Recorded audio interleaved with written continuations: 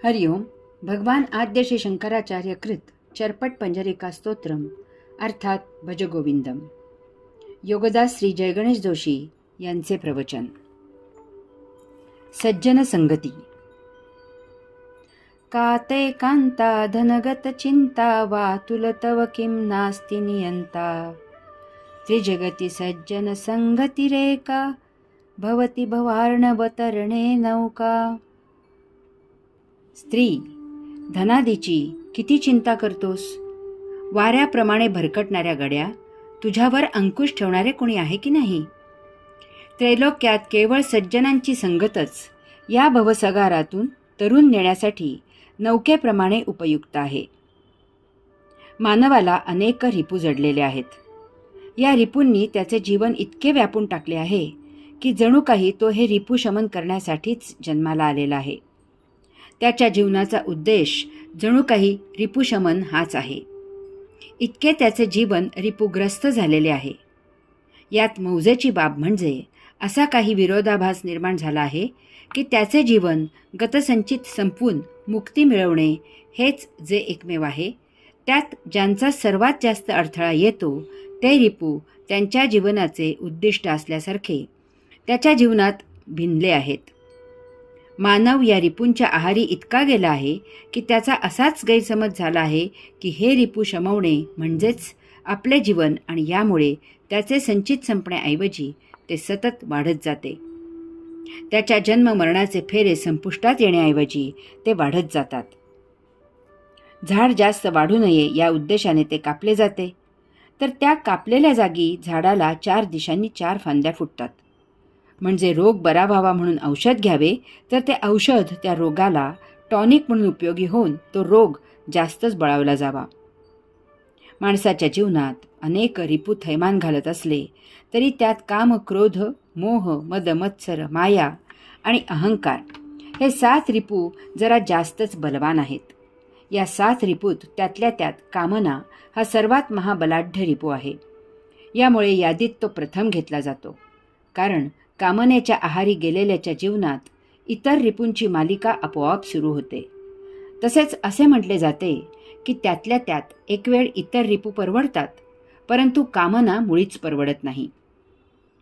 कामनेमुळे जीवनाची सर्वात जास्त हानी होते. माणूस हैवान होतो, त्याचे जीवन उद्ध्वस्त होते आणि तो या जन्मी कधीही न सुधारण्या इतका रसातळाला जातो. अशी या कामनेची महादुष्कीर्ती आहे. भगवान आद्य श्री शंकराचार्यांनी या स्तोत्रात नेमके याच रिपूवर बोट ठेवले आहे. त्याच्या जोडीला कामना शमवण्यासाठी अत्यावश्यक असलेल्या पैशावरही भाष्य केले आहे.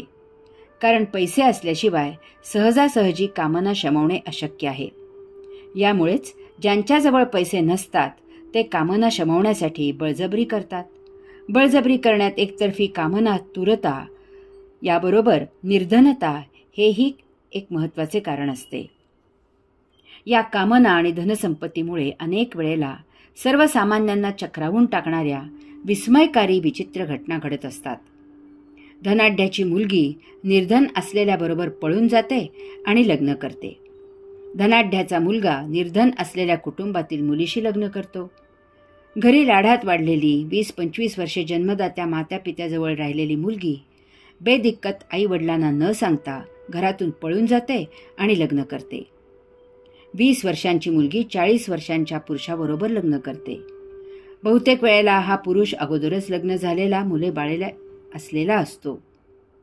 30-35 वर्षाची मुलगी तिच्यापेक्षा 8-10 वर्षांनी लहान असलेल्या मुलाशी लग्न करते. लग्न झालेल्या स्त्रिया आणि पुरुष एकमेकांकडे कामातुर होऊन आकर्षित होतात आणि स्वतःच्या कुटुंबियांची पर्वा न करता एकत्र येतात. बहुतेक वेळेला हे सर्व चोरून केले जाते. कामांध होऊन त्यात अडथळा होत असल्यास खून केले जातात. स्त्री आणि धन यात तुलना करता दोन्हीही बेभरवशी, महाचंचल आहेत. दोन्हीही कामना शमवण्याचे साधन आहेत. पुरुष धनाचा उपयोग स्त्रीदेह मिळवण्यासाठी करतो, तर स्त्री त्याच धनाचा उपयोग देह सजवण्यासाठी करते. पुरुष धनाने धनाढ्य, श्रीमंत वगैरे बिरुदावली लावून घेण्यात धन्य मानतो, तर स्त्री धनाने नटून थटून सौंदर्यवती, सौंदर्य सम्राज्ञी वगैरे बिरुदावली लावून मिरवण्यात स्वतःला धन्य मानते. एक वेळ मानव पैशाशिवाय काटकसरीने किंवा उपाशी राहू शकतो, परंतु तो कामनेशिवाय राहू शकत नाही. रस्त्यावर भीक मागणाऱ्यांना, आर्थिक परिस्थिती हलाखीची असलेल्यांना सहज 4-5 मुले असतात. गुजराण, पालन पोषण कसे करायचे हा विचार कामनेपुढे फिका होतो. त्यामुळे विकलांग असलेल्यांनाही भरपूर संतती असते. पुरुषाला सृजनापेक्षा कामना वासनेत जास्त स्वारस्य असते. स्त्रीला कामना वासनेपेक्षा सृजनात जास्त स्वारस्य असते. यामुळे सुप्रसिद्ध वाक्य आहे की स्त्री क्षणाची पत्नी आणि अनंत काळाची माता असते, तर पुरुष क्षणाचा पिता आणि अनंत काळाचा पती असतो. पुरुष बहुधा शारीरिक शक्तीच्या जोरावर त्या मानाने अबला असलेल्या स्त्रीजवळ आपली कामना शमवतो. पुरुष पैशाने भूलभुलैया करतो आणि त्याला स्त्री बळी पडते, तर स्त्री मायेची पखरण करून मोहजाल पसरते आणि भूलभुलैया करते आणि पुरुष तिला भाळतो. घरच्या आर्थिक परिस्थितीमुळे अनेक स्त्रिया कामनेची शिकार होतात. नैसर्गिक देणगीमुळे स्त्रिया 45व्या वर्षी यामधून मोकळ्या होतात. यामुळे स्वभावतःच स्त्रिया याबाबत एकतर संयमी तरी असतात किंवा छुप्या राहू शकतात. परंतु पुरुष वयात आल्यापासून मरेपर्यंत कामातूर असतो. त्यामुळे तो स्वभावतःच स्त्री पाहिल्यावर कामातूर होतो आणि त्याची देहबोली त्याच्याही नकळत व्यक्त होते. यामुळे पवित्र असे ज्ञानदानाचे काम करणारे आदरणीय गुरुजन शिष्येकरिता कामातूर होतात.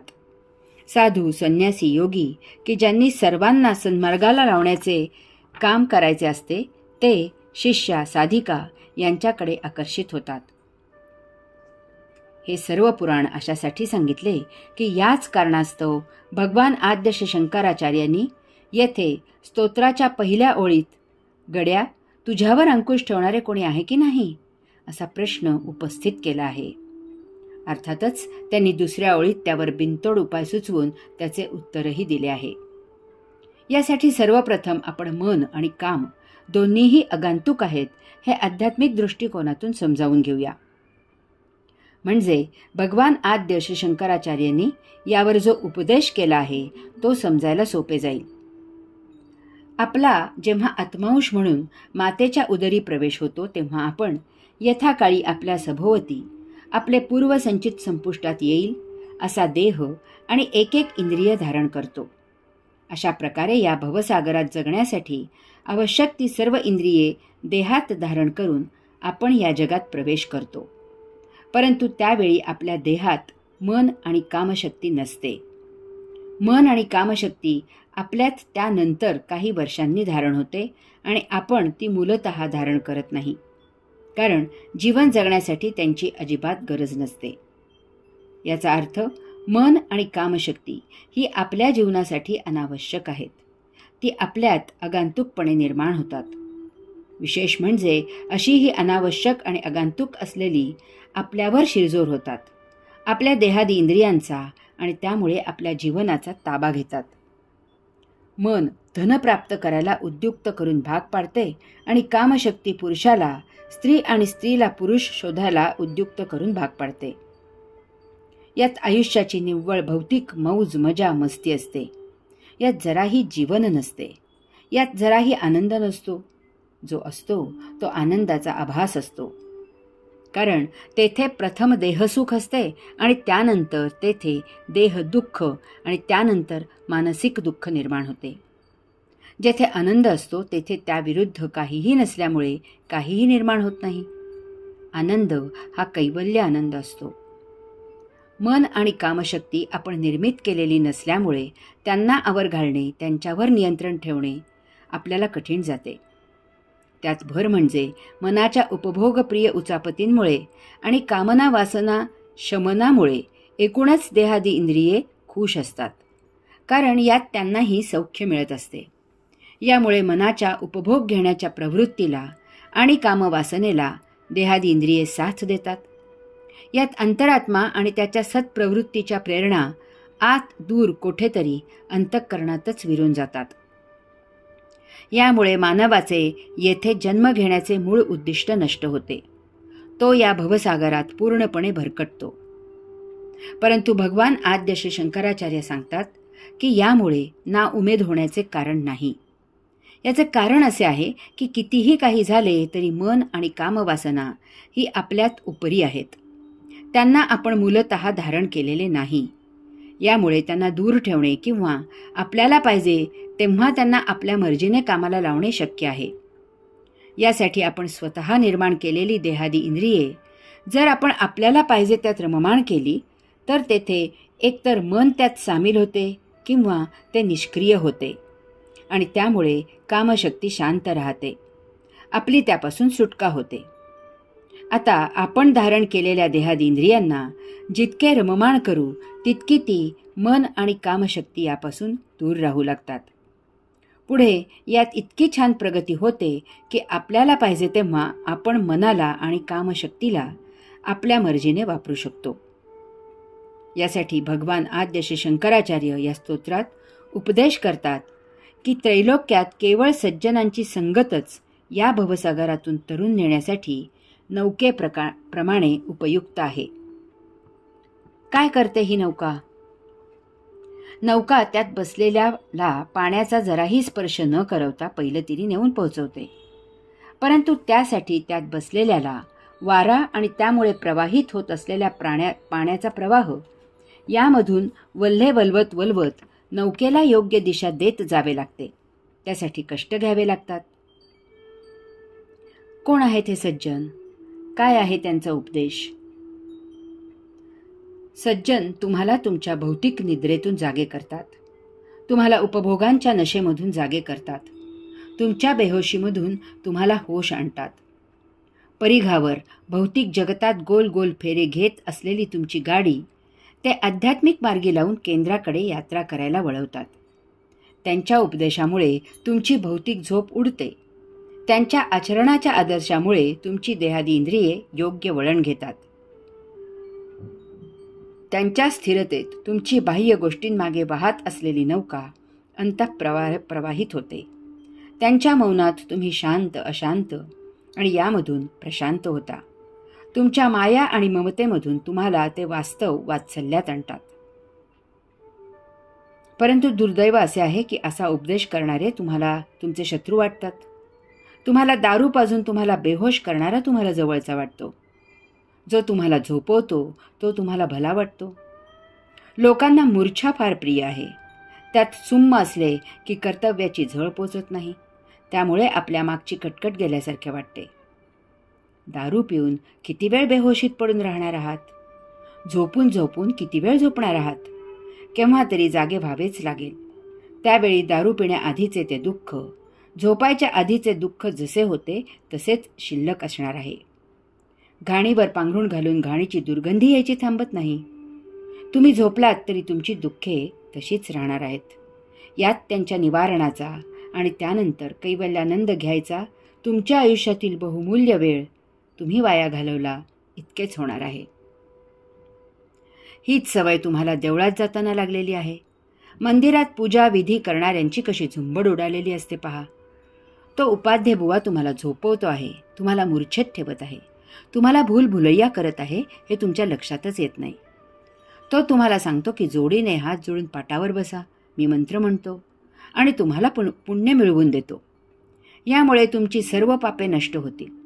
तुम्हाला हे पटते कारण आता तुम्हाला काहीच कष्ट घ्यायची गरज नाही. फारच सोपे आहे पुण्य मिळवणे आणि पाप नष्ट करणे. हे जर इतके सोपे आहे तर ते स्वतः उपाध्ये बुवा ते मंत्र म्हणून त्यांचे पाप नष्ट करून पुण्य त्यांच्यासाठी का गोळा करत नाहीत आणि स्वतः स्वर्गाला का जात नाहीत? काय अडचण आहे त्यांना? ते येथे कशाला बसले आहेत तुमच्याकडून दक्षिणा गोळा करत? तुम्हाला ही आयती परंतु घातक सवय लागली आहे. झोपेत तर झोपेत, परंतु अंथरुणावर आडवे पडल्या पडल्या थोडा वेळ स्वप्नात मजा करता येते. दारू पिऊन काही तास बेहोशीत दुःख विसरायला होते. नुसते खुर्चीत बसून काही तास सर्व विसरून रंगमंचावर किंवा पडद्यावर कथानक पाहता येते. गाण्यात तल्लीन होऊन कष्ट दुःख विसरता येते. काही वेळ त्या बेहोशीत छान वाटते.